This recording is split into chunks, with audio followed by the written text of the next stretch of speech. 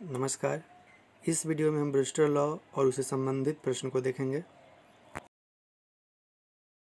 प्रश्न इस प्रकार आ सकता है, what is Brewster law? So that Brewster's angle the reflected ray is perpendicular to the refracted रे।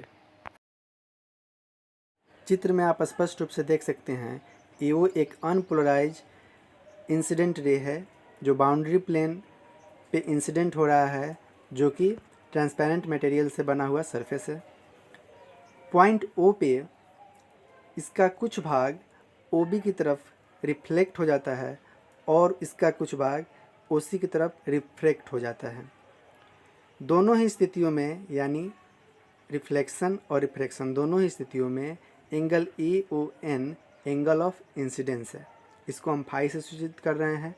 तो रिफ्लेक्शन की स्थिति में एंगल ऑफ रिफ्लेक्शन भी फाई ही होगा, क्योंकि लॉ ऑफ रिफ्लेक्शन कहता है angle of incidence is equal to angle of reflection. दूसरी स्थिति में यदि रिफ्रैक्शन की तरफ देखें तो हम आर को एंगल ऑफ रिफ्रैक्शन मान रहे हैं। तो यहाँ sine phi by sine r is equal to n होगा। अब हमें ब्रूस्टर लॉ की सहायता से ये साबित करना है कि angle phi plus angle r is equal to 90 degree होगा, यानी रिफ्लेक्टेड रे और रिफ्रैक्टेड रे ये दोनों एक दूसरे के परपेंडिकुलर होंगे। Brewster law, the tangent of the angle of polarisation for a given medium is numerically equal to the refractive index of the medium, that is n is equal to tan phi. This is called Brewster's law. He also found an interesting result. At the polarizing angle, the refracted and refracted rays are perpendicular to each other. Let AO be the beam of unpolarized light incident on the surface of a transparent material at polarizing angle phi. OB and OC the corresponding reflected and refracted beam. Let R be the angle of reflection. From Brewster's law we have n is equal to tan phi. अब हम tan phi को लिख सकते हैं sin phi by cos phi। इसको हम equation 1 मान लेते हैं।